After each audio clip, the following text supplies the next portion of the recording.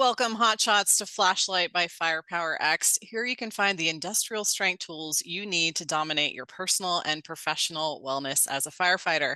My name is Jess. I'm creator of Firepower X, former firefighter, and your host for today's webinar. It's my absolute pleasure to introduce today's special guest, Mr. Arjuna George. Arjuna is a retired fire chief from British Columbia, Canada, and he transitioned his 24-year firefighting career into a mission of empowering others in the fire service to thrive both on and off the fireground. And how does he do that? Well, he is a certified executive coach at Silver Arrow Coaching and Consulting. He's also author of the book Burnt Around the Edges, a guide to mastering stress and surviving burnout, and host of the Beneath the Helmet podcast, a show that explores the mind, body, spirit aspects of elite firefighting. Welcome, Arjuna. It's so good to have you here today. Thanks for joining us. I love it. Thanks for the intro. It was very kind. And yeah, it's great to be on your show and be with your audience. So it's awesome. Thank you. Yeah. So that your bio, just really scraped the surface of who you are. Can you give us kind of a quick overview of the roles that you played besides chief in your 24 years in the fire service? Yeah. Well, I kind of got blessed in many roles, which is pretty awesome. Mm-hmm. I joined in 1997 as a volunteer firefighter Mm-hmm.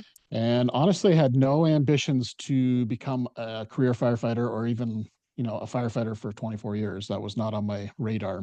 Mm-hmm. A bit of a foodie, so I wanted to own my own restaurant, be an executive chef, and just kind of be in the hospitality field, which ironically enough, the fire service is a very customer service oriented business itself. So it worked out well.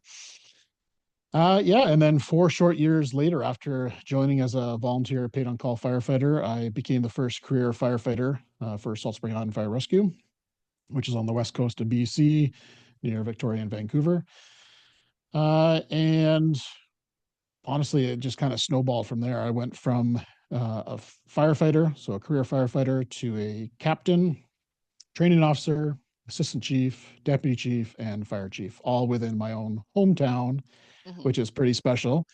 All in the same department, my whole Mm-hmm. career, which is also very special. Mm-hmm.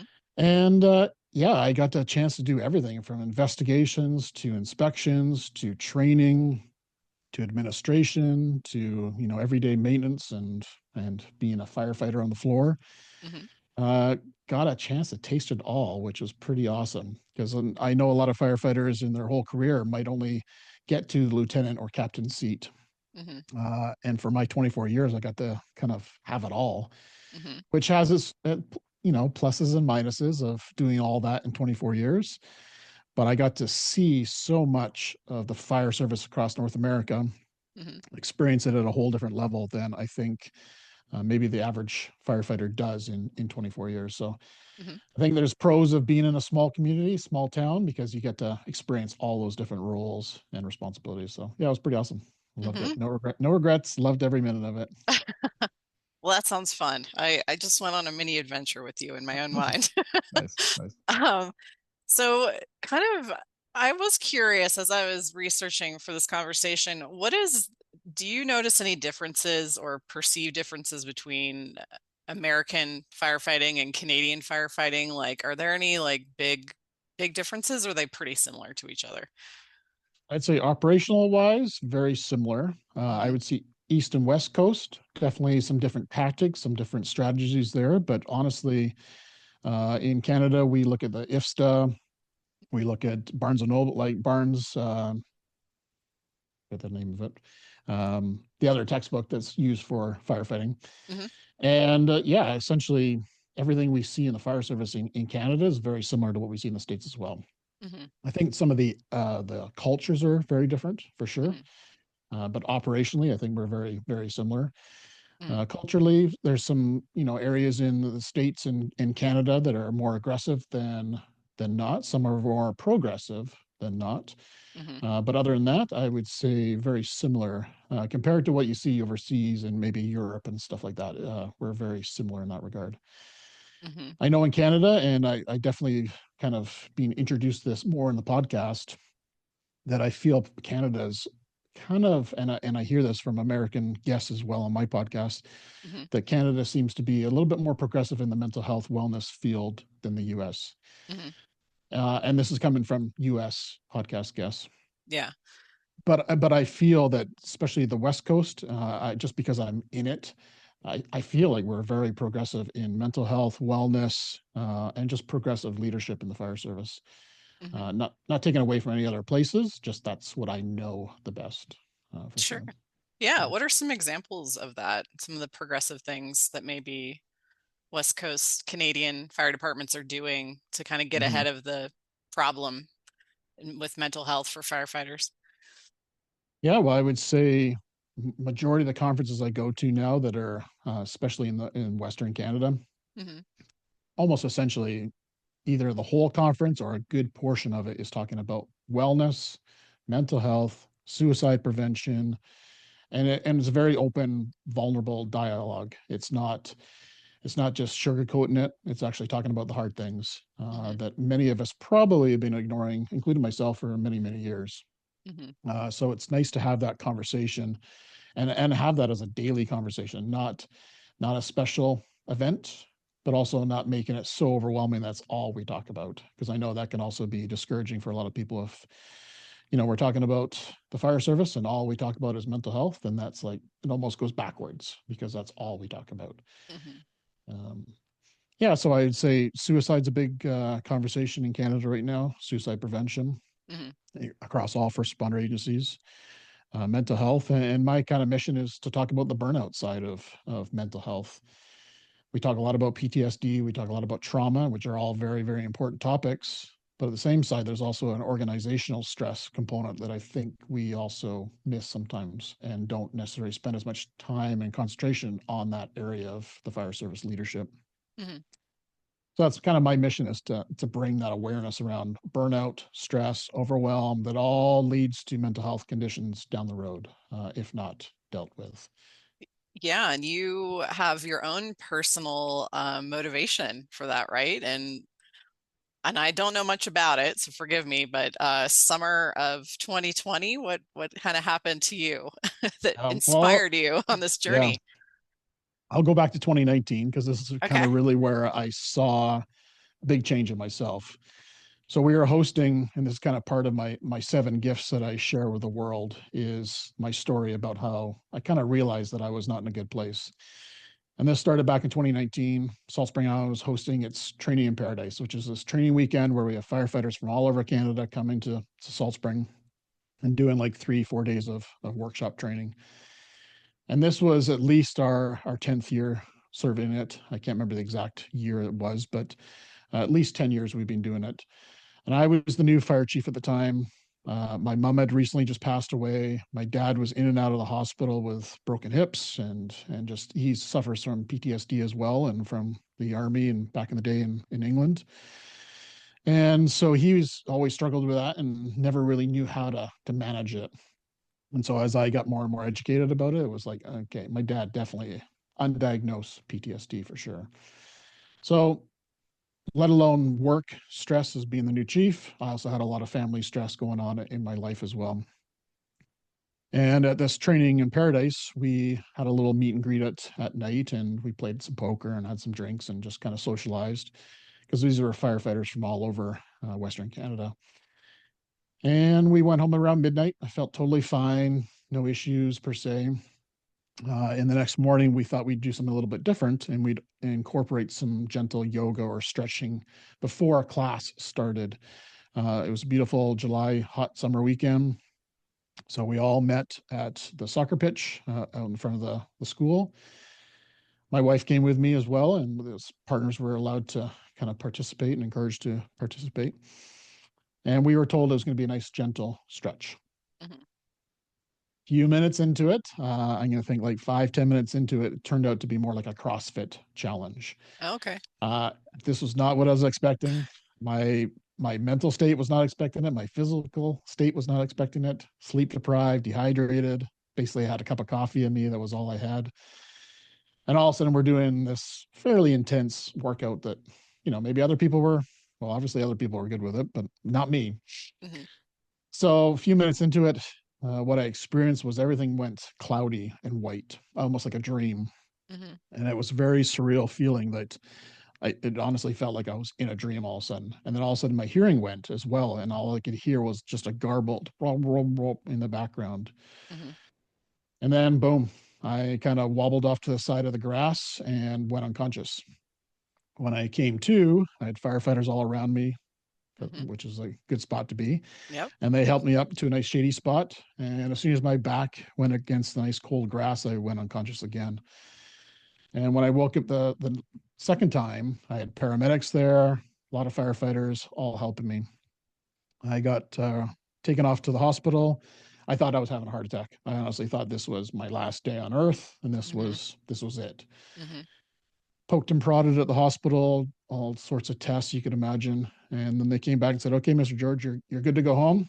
You had a vasovagal syncope, so a syncope fainting spell." And I've had fainting spells in the past, but more about getting my own blood drawn. Nothing about seeing other people's blood. Yep. I got no problem seeing other people's blood. But for some Uh-huh. reason, when I get my own blood drawn, I seem to pass out. Mhm. So that was, I experienced that before. And then I've never experienced it without any other circumstances, such as just stress in my life. Mhm. And ironically, almost to the date, 30 days later, exact same thing happened to me in Victoria at a concert and got taken to the hospital there again. Exact same scenario, dreamy feeling, no hearing, and poked and prodded at the hospital. And they came back and said, "Okay, Mr. George, you had a vasovagal syncope. You're good to go home. Mhm. This is short lived." I'm like, all right. So this was really my awakening of, all right, there's something really going on in my body that I don't necessarily feel, Mhm. but is happening. And so what I really figured out was it's burnout.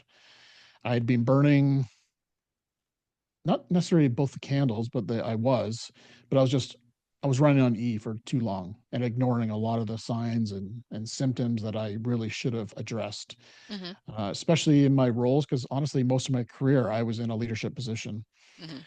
um, right? Even as a firefighter, because I was a career firefighter, one of the only career firefighters. So I had that leadership position in my 20s, early 20s, and all the way up to my mid 40s. So I think I had a lot of pressure on my plate, a lot of expectations and high performance expectations on myself Mhm. that I didn't give myself any grace. I definitely just kind of was on autopilot for a good decade at least. Mhm. And my nervous system paid the price, and my nervous system was completely and utterly fried. And I knew at that point I needed to address that. Mhm. So back in 2020, just after COVID was kind of hot and heavy across the world. I woke up one morning and called my boss and said, "Effective today, I need to take a leave." I don't know how that came out of my mouth. I hadn't Mhm. talked to my wife about it, hadn't talked to my kids about it, hadn't Mhm. even contemplated it myself. I just woke up, walked outside on the lawn, picked up the phone, and called my boss. And that's totally not me. Mhm. Something a higher power was telling me to do that, or probably going to die on the job. Mhm. So that was definitely a savior moment. Mhm. And I remember coming inside and honestly crying in front of this whole wall of pictures that we have of our families. And the words came out of my mouth saying, "I'm free." And I Mhm. was like, whoa, that was like, Mhm. wow, that was intense. Mhm. And then I took a year of kind of figuring out what was going on in my body, some time to think and some introspection, a lot of writing, kind of journaling, a lot of work on different modalities of acupuncture, massage, cranial, Mhm. you name it, therapy, coaching.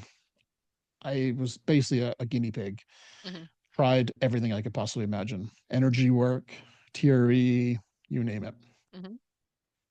And yeah, pretty much a year later, I decided that my career at the fire service was come to an end operationally. Mhm.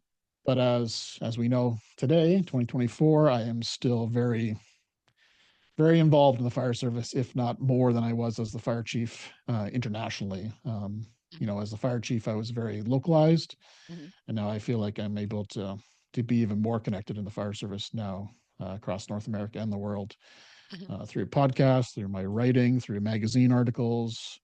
and through coaching. So Hmm. Wow, yeah, thank you. it's been a Thank journey. you. That's epic. Yeah, that Yeah. was epic. What other, because the symptoms that you experienced of burnout are actually, from what I've seen, kind of unusual to start to have fainting episodes and um kind of just this automatic rejection that you had of like, I'm done, I need to take a break. In others, when you coach others and work with others, what are some of the other symptoms of burnout so people can kind of recognize that maybe that's where they are if they feel off or just have a sense of like something isn't right? What other symptoms do you see? Well, definitely a change in mental status. So for me, I never had anxiety, never had Hmm. depression. And both of those came up in my life where Hmm. I was like, this is not me. This is not, I've never experienced this before. This was a new feeling to me. And just that feeling of like nervous energy in your body all the time, Hmm. 24/7 nervous energy. Hmm. Just obviously your body's trying to tell you something that your nervous system is not functioning optimally. Hmm. And I just kept stuffing it down. Hmm. I kept ignoring it, kept stuffing it down. And I do see that with a lot of my clients as well, that they are starting to understand that they can't stuff it anymore. They Hmm. have to process it somehow.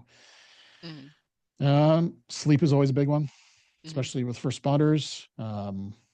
It, but when you start to see sleep really get impacted with a busy mind, so I would wake up in the middle of the night and I would sit there for like 2 hours writing down things I have to do the next morning.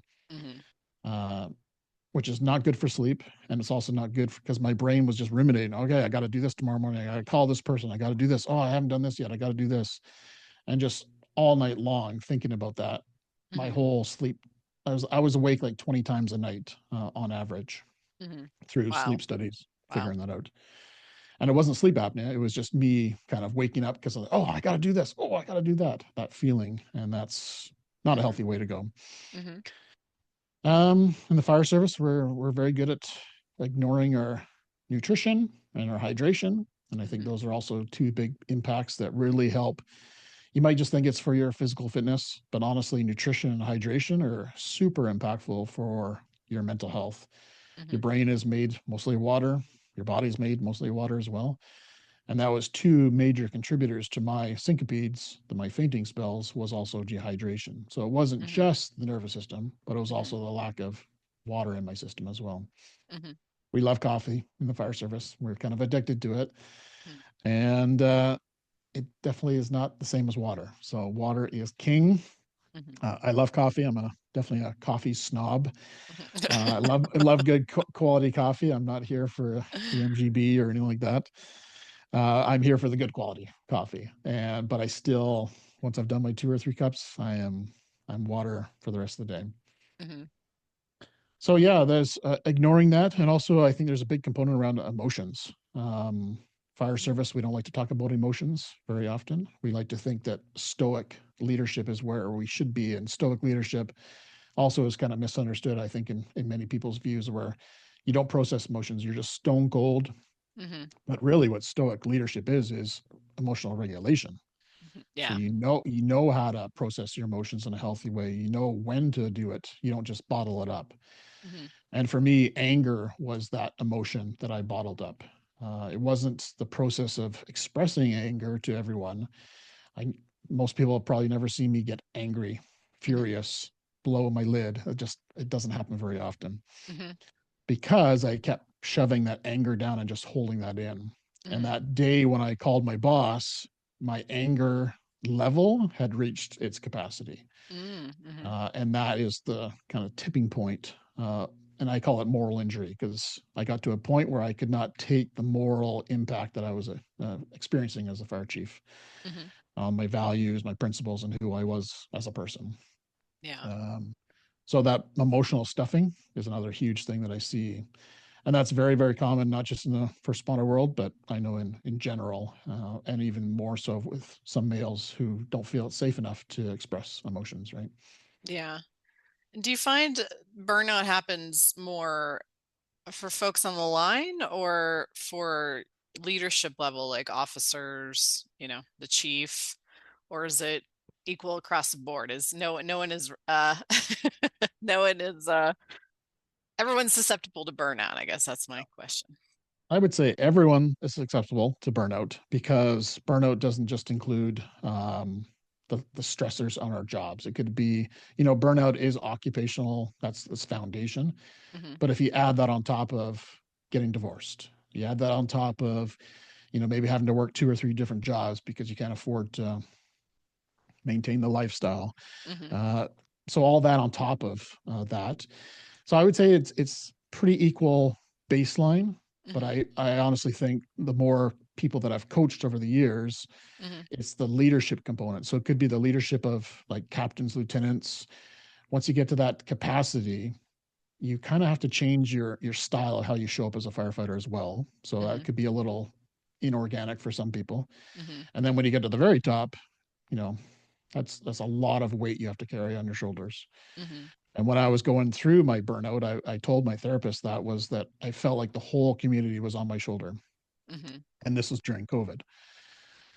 Every single person on the island that I live on, which is 12,000 people, I Hmm. felt they were all on my shoulder. I felt that their families were all on my shoulders. I felt that the fire department was all on my shoulders. And I know that's not true, but that's how I felt in the moment at the time.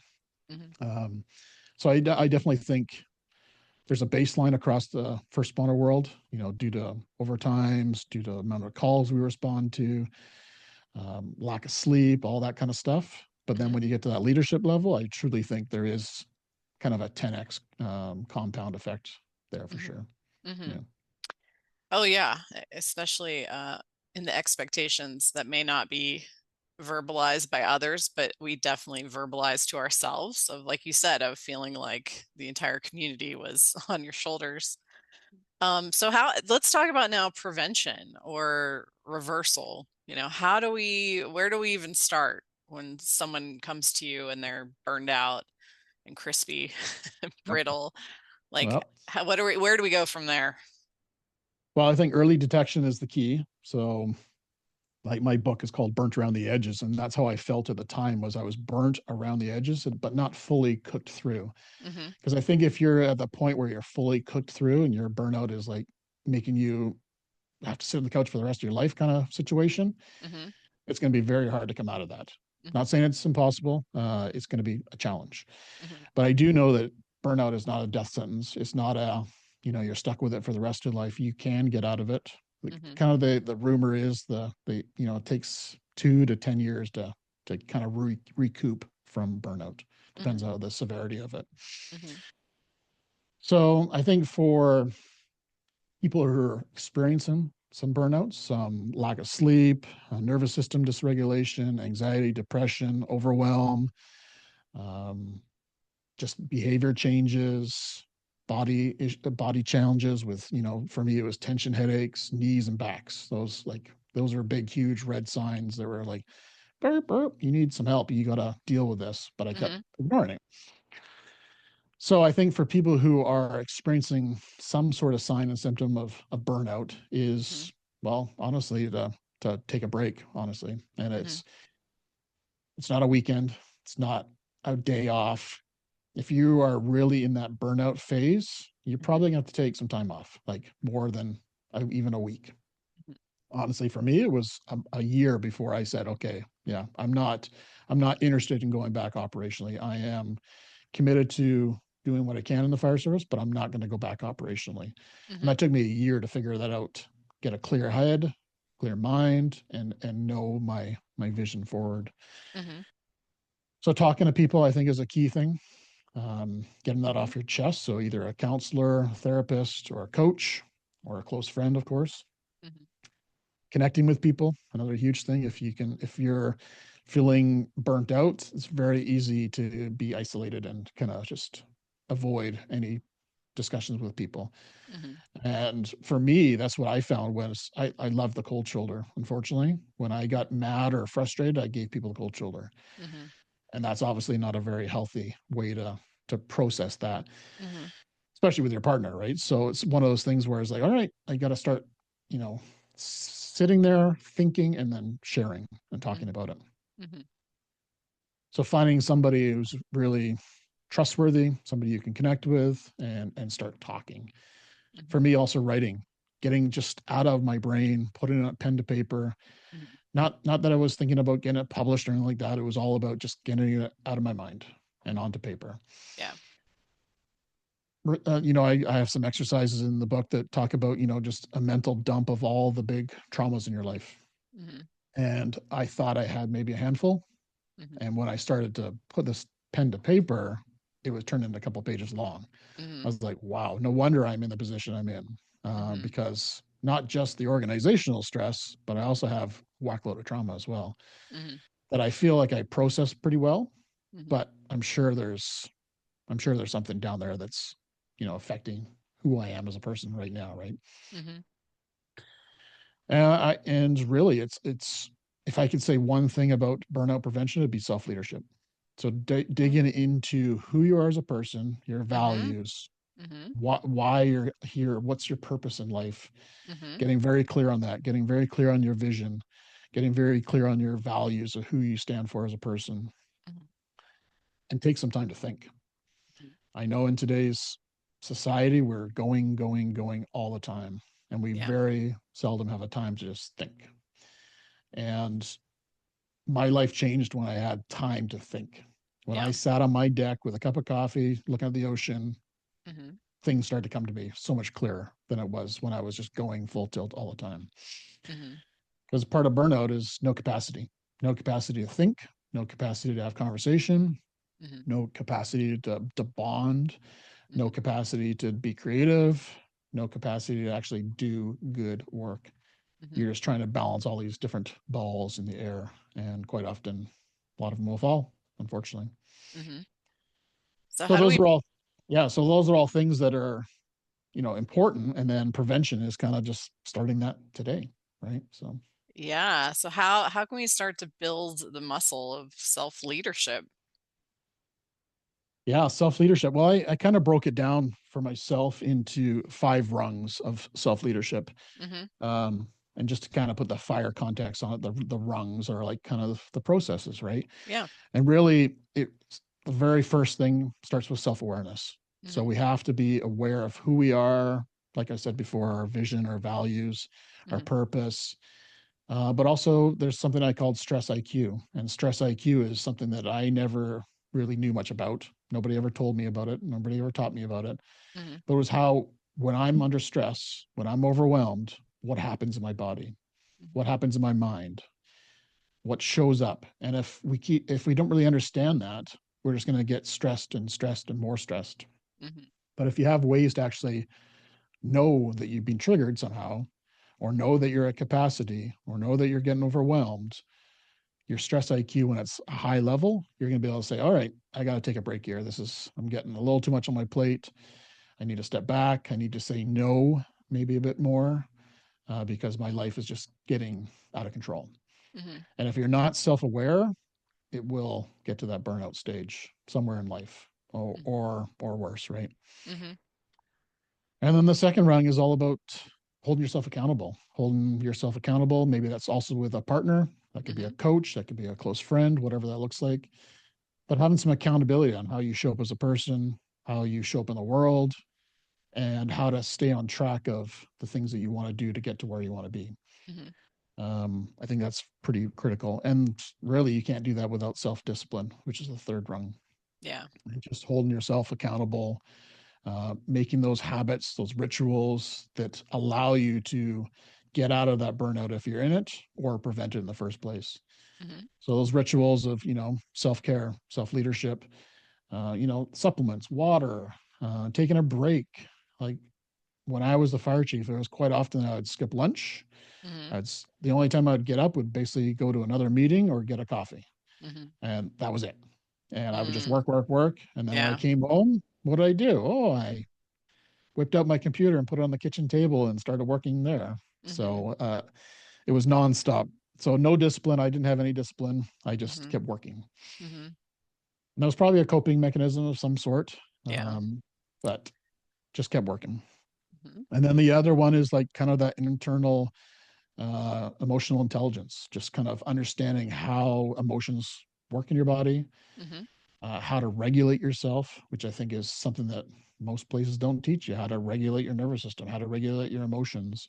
Hmm. And there's so many simple ways and fast and effective ways to regulate yourself in a very fast time. Grounding, breathing exercises, TRE, Hmm. mindfulness, meditation, whatever that looks like, whatever resonates with you. That is pretty critical. Hmm. And like I said about the anger before, that was the emotion that I just kind of ignored. Hmm. Um, and that's a very toxic, heavy emotion to keep stuffing down. Yeah. And then the last rung is just having a vision. Like if you don't have a vision and goals as a leader, as a person, as a firefighter, first responder, Hmm. if you don't know where you want to be, it's going to be very hard to show up as your best self every day. So having those vision goals set in place, holding yourself accountable, those are kind of the key nuggets to self leadership in a Hmm. boiled down version for sure. Hmm. Thank you. That was very comprehensive, and very important points you made there. And it's interesting the contrast between inner, like self leadership and then external leadership. Do you feel like these skill sets that you just mentioned, these five rungs, also translate to being a better leader, in your day to day? Oh yeah, where you go to every fire school, there's tons of workshops about how to lead others, and I felt I did a great job leading others. I feel like I learned that skill. I felt like I was, maybe a natural kind of person who takes care of people. I like to take care of people, and that's a huge component of leadership. Hmm. But I didn't take care of myself, so I was always watching other people and not worrying about myself as much, Hmm. which is poor leadership in one aspect, and it's also, you know, lead by example. We always talk about that, and when you're not leading by example, taking yourself under control, Hmm. then really you're not leading as effectively as you could either. Hmm.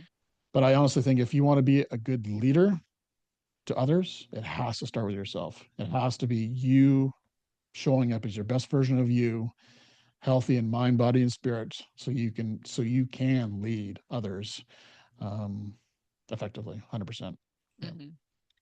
Oh, for sure. Because no one likes to listen to advice that the person dispensing it isn't following themselves, right? When she 100%. says, take care of yourself, but he or she isn't taking care of themselves, then it's really, yeah, it's like it goes in one ear and out the other in that case. Saying Um, that though, I thought I was taking care of myself. So so okay. the knowledge, the wisdom that I've gained since burnout, Hmm. I was like, oh, if I knew this, I would be in a totally different position.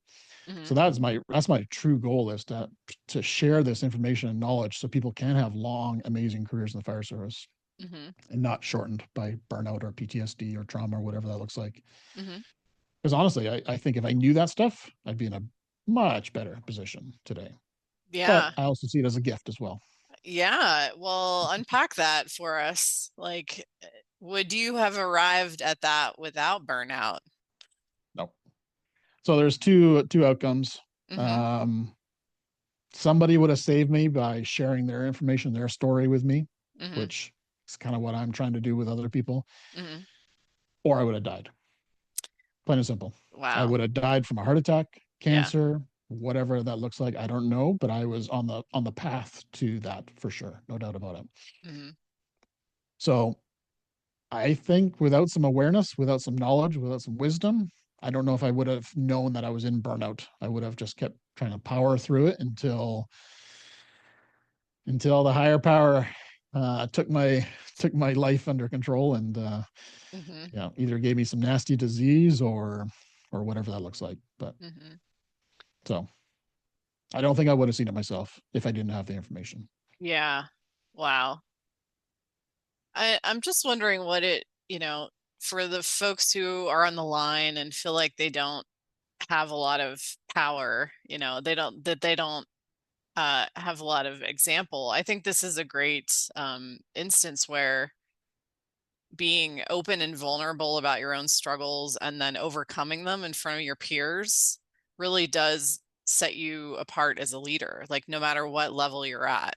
Because, that's, I think, like you said, when we put on kind of that stoic, and I don't mean, stoic as in, the stoicism, the philosophy, but when we kind of do the deadpan thing around our peers and we never give them privy into that part of our lives, we're missing out on sharing that gift, because I think it is really powerful to watch someone go through that transformation at work of like, wow, what worked for you? Like, wow, that you really turned things around.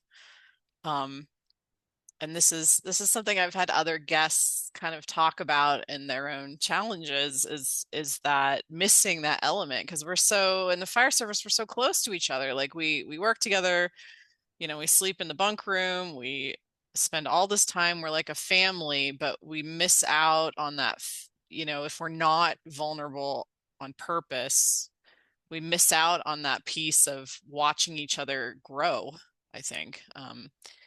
So yeah, that was just I wanted to get that out there.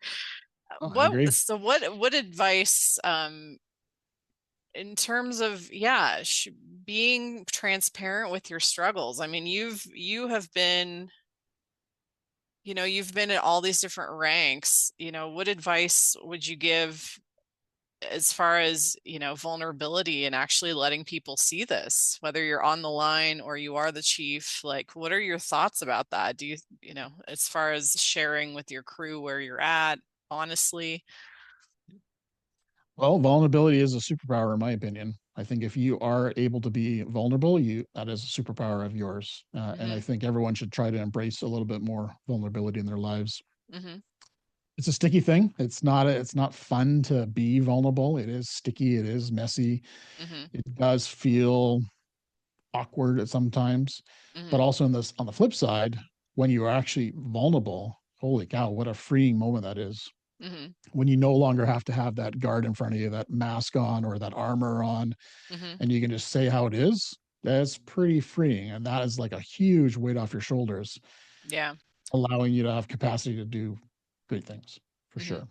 Yeah. Did you have any other moments in your career where you got to practice that with the team or the crew that you were with? I think I held my cards pretty close to my chest for most of my career, Mm-hmm. especially in the leadership roles, which I wish I didn't, but I did.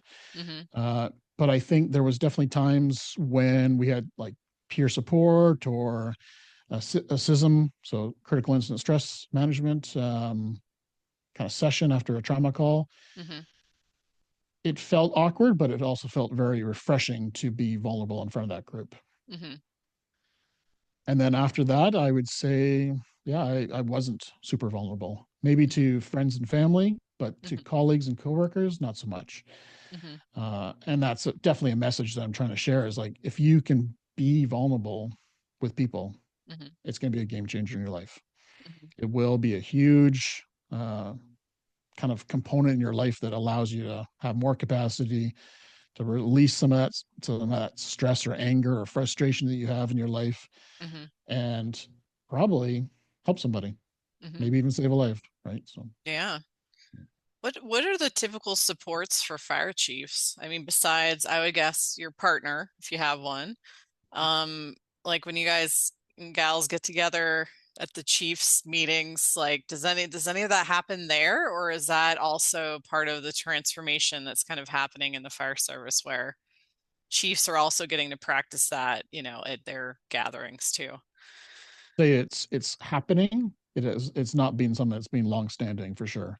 Mm-hmm. The BC Fire Chiefs, which I'm very proud to say that they've just initiated their very own peer support for the fire chiefs. Mm-hmm. So they have a team of peer supporters that are Mm-hmm. trained in the Fire Chiefs Association that help other fire chiefs in Mm-hmm. the time they need it. So that's pretty awesome. That's pretty progressive Mm-hmm. that they're taking care of their own, essentially. Yeah. When I go to Chiefs conferences, it's usually let's talk about you. Let's not talk about me. That's Yeah. usually that's usually the conversation. How's everything? And then you ask the conversation back, and they're like, "Oh yeah, everything's good in my life. Yeah, all good." Uh-huh. And then on to the next thing. Uh-huh. So that's changing. That's changing, but there's definitely it's a culture thing more than anything. Mm-hmm. And when people do it, it's snowball effects, right? When if you're being vulnerable, the person next to you is like, oh, apparently it's okay to be vulnerable. I'm going to share my story. I was like, oh, I had this crappy call last week, and Mm-hmm. this is how I'm dealing with it, and things aren't great. My my wife is leaving me or whatever that looks like, right? So Hmm. things they might not have shared before because somebody was courageous enough to stand up and tell their story, right? Yeah, it is a domino effect, which is Mm. awesome. Yep. Um, so what now that you're on the other side of this and what kind of self-care strategies do you use to keep yourself resilient? Whole gamut. Oh man, there's so much stuff.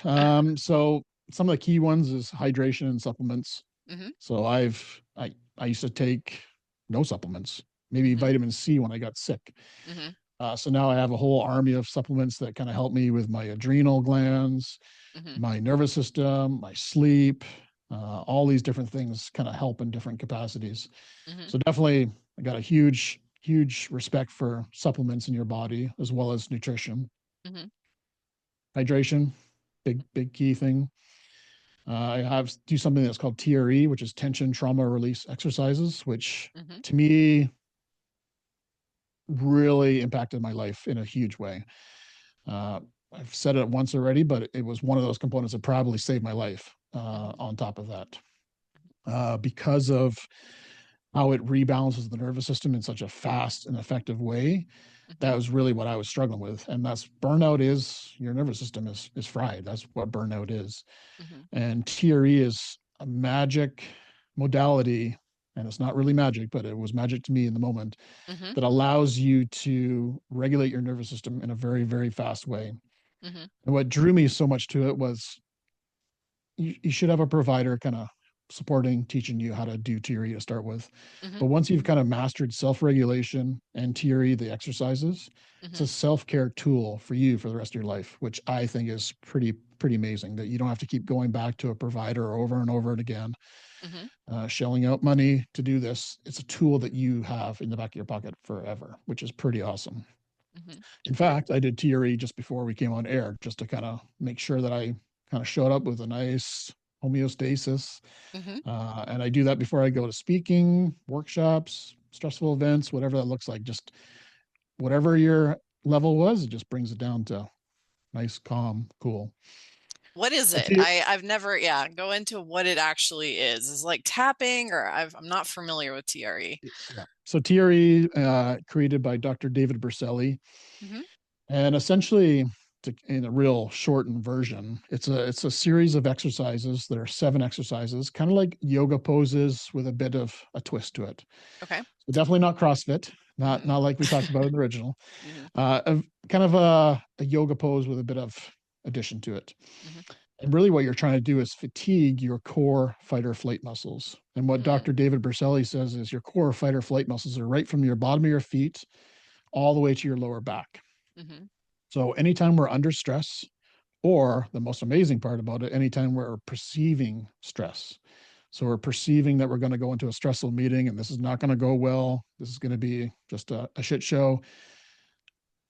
That is when your body goes, all right, let's lock up. All those muscles just go ready for fight or flight. Hmm. Your whole body gets flooded with hormones and chemicals, and all that stuff just sits in your body. Hmm. And for most of us, if we just have that stressful moment or even perceive that stressful moment and just sit there and carry on with our day, Hmm. all that energy that was created to get you ready to fight or flight is just sitting in your body now. Hmm. All those chemicals are just sitting in your body right now. Hmm. So what TRE does is it fatigues those core fight or flight muscles so you can actually, at the end of those exercises, go to the ground in what's called a neurogenic tremor. Hmm. And this neurogenic tremor is basically a shake that happens through your whole body Hmm. by your nervous system, Hmm. allowing you to rebalance your nervous system. Hmm.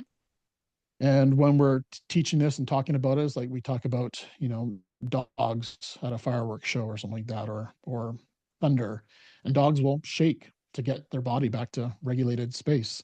Hmm. And humans are meant to do that as well. Humans are meant to shake. We are born to shake. And you can think about it probably when you're a young child, you got scared in the driveway on a dark night or something, a cat runs in front of you, and Hmm. you're going to go inside. You're going to be shaking a little bit. And a lot of us as adults, we see ourselves shaking and we're like, stop shaking. Hmm. That's silly. That's inappropriate. Why are you shaking? That you shouldn't be shaking. So Dr. David Purcell wanted to create these exercises that you could do in a safe environment where you could go in your house, go to a clinic, whatever it looks like, and release that stress and tension and trauma within your body. Mm-hmm. And a lot of our stress and trauma is all stored in our hip flexors, Mm. which is a very key part of the exercise is the hip flexor area, particularly the psoas muscle. Some people say that the psoas muscle holds emotion and trauma. That's Mm-hmm. where it's stored in our body. Mm-hmm. And I'm a firm believer of that 100%, that traumas, stress, unprocessed stress and trauma is stored in our body 100%. Mm-hmm. And the way to get rid of it, there's lots of modalities, but TRE was one that I found that was just a game changer in my life. Mm-hmm. And very fast, within 15 minutes, you kind of had a very calm, relaxed homeostasis, which is just balanced nervous system. Mm-hmm. Yeah, very Wow. powerful. So I loved it so much after 2 sessions that I became certified to teach it, Uh-huh. because I was like, I want to share this with the fire service and other first responder agencies. That's my goal in the TRE realm. Mm-hmm. I work with a lot of people who are not in the fire service, Mm-hmm. but that's my goal, is to introduce it to the fire service as much Mm-hmm. as I can. So Yeah. It sounds like this would be something that would be easy for a first responder to do kind of just in the quiet of their room or, you know, in a quiet space. Is that true? That like it would be easy to integrate into firefighter culture, correct? yes, yeah, you don't need a big setup. You don't need a yoga mat. You don't need tools. You don't need other appliances or weights or anything like that. Mm-hmm. You just need a quiet space. And for me, what I found very impactful for TRE was usually you're lying down. Mm-hmm. But what I found was that I could also tremor standing up.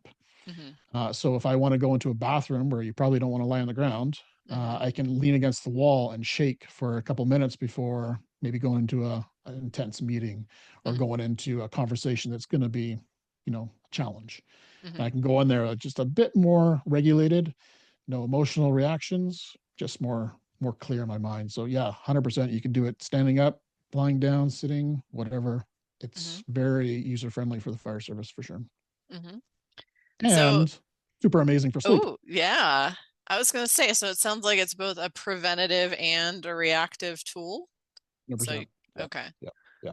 Yeah. You could use nice. it, after you've experienced a stress or a trauma, or Mm-hmm. you could use it before that even happens. And maybe that event won't even happen as bad as you think about it in your mind, Mm-hmm. because you're already at a regulated state versus coming into that conversation or that situation maybe a little heightened already. So if you come in Mm-hmm. it on very cool and kind of regulated, you're probably going to have a better conversation, better outcome, Mm-hmm. especially when you're having a difficult, tough conversation with somebody, right? Mm-hmm. That's where I Oh, found it yeah. super impactful. Yeah, Oh, yeah. That's very true. So it can actually impact outcomes. I love that. big That's time, awesome. big time. Um, what else haven't we covered that you want to kind of touch on today, that's important to you? Well, there's a new quote that I really am drawn to about burnout, and I think this Mm-hmm. is kind of a new change in how I see and perceive burnout. Mm-hmm. What that says is you're not stressed because you're doing too much. Mm-hmm. You're stressed because you're doing too little of what makes you feel most alive. Mm, And I when love I when that. I when I saw that, and it's not verbatim from somebody, I think it was just from a social media somewhere along the lines. Mm-hmm. Essentially, it came so clear to me that it wasn't necessarily just the workload that was putting me into burnout. Mm-hmm. It was the stuff that I was doing in my workload that maybe wasn't bringing me as much joy as other times in my life, right? Mm-hmm. So when I look at being the fire chief, maybe my sweet spot was maybe an assistant chief or deputy chief. That's where Mm-hmm. my creativity could excel, Mm-hmm. my human side of leadership, which I feel very drawn to being a human centered leader. Mm-hmm. But when you get to that political realm of being a fire chief, think you don't get a chance to do a lot of those things, unfortunately. So I'm Yeah. thinking, I wonder if, just that extra rank brought me out of the things that I really loved about the fire service, Mm-hmm. working with people, being a human centered leader, Mm-hmm. and creativity, which I thought is never something I really thought about until burnout, that creativity had vanished from my life. Mm-hmm. All my hobbies that I used to do, Mm-hmm. Used to be an average photographer, fly fisherman. All Mm-hmm. those things went to the wayside as soon as I became, more involved in the fire service. Mm-hmm. And I honestly, all I did was work. All my friends were in the fire service. Any Mm-hmm. barbecue or party I went to was fire related. Mm-hmm. My life was 24/7 fire for Yeah. decades. Yeah.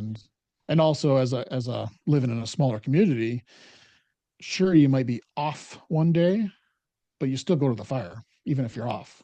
Yeah. So really we could experience huge amount of call volume in a month compared to somebody who works maybe a 4 on 4 off or 24s or whatever that looks like, Mm-hmm. because they're only going to that many calls in 24 hours versus when you're a smaller community, sometimes it can be a little bit more stressful because you're wearing a pager Yeah. and it could be your day off and that fire comes in or that car crash comes in. You're like, all right, I'm going to go to this, even though it's something else going on in my life and I should be recovering versus responding to this call, right? So, Mm-hmm. Yep. Yep. In 1998, I had that good old scanner on the top of the fridge, mhm, and that thing never shut off. I mean, it was yeah, just in the middle of meals, and yep. So, 100%. uh-huh. Um, yeah, so I always like to leave our viewers with a tool or a next step that they can kind of look into to learn more information and kind of continue today's conversation. So, what would you recommend to our viewers that they check out? Well, there's a couple of things. I definitely think, my book "Burnt Around the Edges" is really this podcast episode 10x, Mm-hmm. going into everything all the things that I tested, I tried, I put out there into the world. Mm-hmm. Didn't really hold anything back. Very open book, very vulnerable book. Mm-hmm. So I think it's one of those books that really could be considered somebody who thinks they're going towards burnout or Mm-hmm. somebody who's in burnout. Because when I was in burnout, I looked everywhere for resources on burnout, especially as a first responder. Yeah. There's very, very few resources that was Mm-hmm. in that niche. Yeah. So I kind of felt compelled to create my own. So Mm-hmm. Burnt Around the Edges is my story, but also more importantly, it's what to do to get out of burnout if you're in that situation. Okay, great. So that's definitely one. And I Mm-hmm. definitely think my podcast, Beneath the Helmet, is another branch of who I am as a person, the Mm-hmm. mind, body, and spirit. Mm-hmm. I think that as an avenue where people can understand the behind the scenes of the fire service, Mm-hmm. but with that lens about mental health, personal self leadership, physical health, nutrition, all that stuff. Just kind of get your juices flowing a little bit about how you can start taking better care of yourself to show up better for your family, to show up better for your firefighters, the Mm-hmm. public, but more importantly, to show up for yourself the way you want to show up in life. So, Mm-hmm. yeah, I'd be Perfect. happy to share that. Yeah, and we will put all of the resources that Arjuna just mentioned in the show notes below this episode. Any closing thoughts, Chief? Any last messages for our viewers today? Another quote that kind of really is resonating with me right now is the fact of your family deserves best of you, not the rest of you. Mm-hmm. And I Mm, think that is something that has kind of clicked in me in the last, say, year or so, that mm-hmm. we're so often we're giving our families the the the, the tidbits, the leftovers of who we are. Yeah. We're not necessarily putting them first and making sure Mm-hmm. that our families, because in the fire service as well as other, police and paramedicine, Mm-hmm. divi- diver, diverse diverse divorce rates are extremely high. Mm-hmm. So the separation, that's a huge stress in life. If you can eliminate relationship problems, Mm-hmm. that's going to take a huge weight off your shoulders. Yeah. So if we can start taking, making sure that our close ones, our families, our kids, even our close friends get the best of us versus just the rest of us. Mm-hmm. I love that. Do you know who said that quote? I do not know. And I'm just Give- kind of going off the top of my head. I don't even know if that's exactly how it is, but No, and it's so true. It is very true. Especially with service-based positions like ours. So thank you so much, Arjuna, for joining us today. We really appreciate having you on the show. And thank you to our viewers. If you're still with us, you're incredible. And as always, my door is open to you. If you have any feedback or questions or comments, like I said, you'll find all of the links to the resources Arjuna mentioned today in the show notes. And we are open to your feedback. So just email me, info@firepowerx.com, if you have anything you want to follow up with. And thanks again for watching, guys. Thank you, Arjuna. We will see you in the next episode.